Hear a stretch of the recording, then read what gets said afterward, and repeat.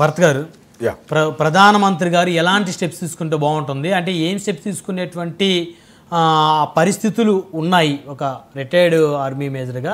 చూడండి, మీ యొక్క థాట్. ఇది చాలా పెద్ద చదరంగం. దీంట్లో ఇద్దరు ప్రత్యర్థులు ఉన్న సిచ్యువేషన్ కాదు ఇది. ఒకవైపు పాకిస్తాన్ ఉంది, సో వాళ్ళ ఆర్మీ కూడా బలంగానే ఉంది అనుకోవాలి సార్ మనం? లేదండి, మీరు అలా చూడకండి. దీన్ని ఇంకా కొంచెం పెద్దగా చేసి చూడాలి. భౌగోళికంగా, జియోపొలిటికల్గా మీరు ఇవాళ చూస్తే చైనాకి ప్రత్యామ్నాయంగా ఇండియా నిలబడుతోంది.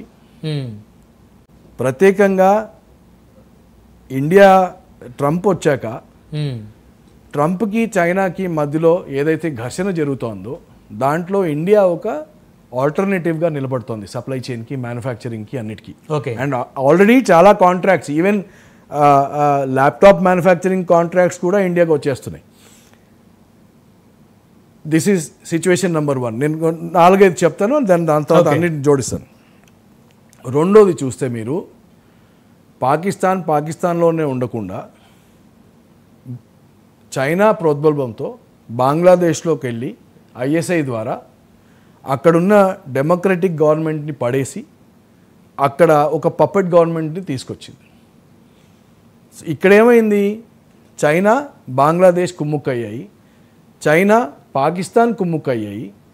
పాకిస్తాన్కి అమెరికాకి ఏదైతే సత్సంబంధం ఉందో అది తెగిపోయింది. అది ఇప్పుడు ఇండియా యుఎస్ మధ్యలో ఒక సత్సంబంధం పెరుగుతోంది. ఓకే.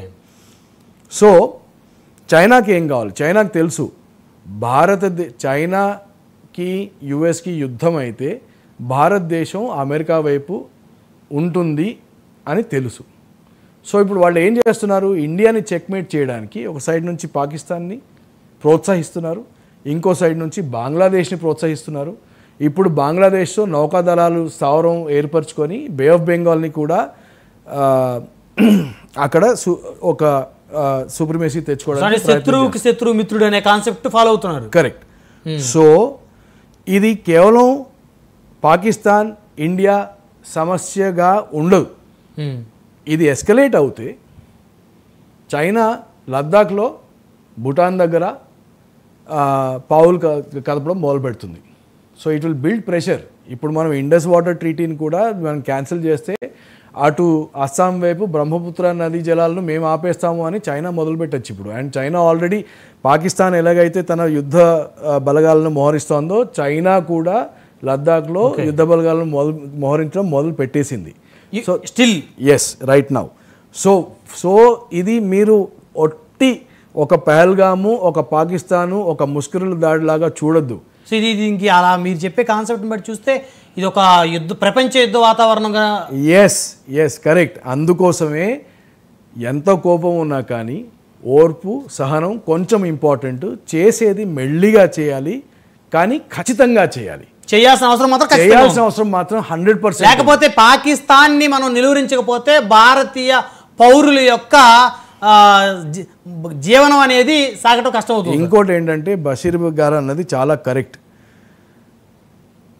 పాకిస్తాన్ ఇవాళ ఇండియాని ఎలా చూస్తుంది, మనం ఒక మల్టీ కమ్యూనిటీ కంట్రీ. అవును, హిందూలో ఉన్నాం, క్రిస్టియన్స్ ఉన్నాం, ముస్లిమ్స్ ఉన్నాం.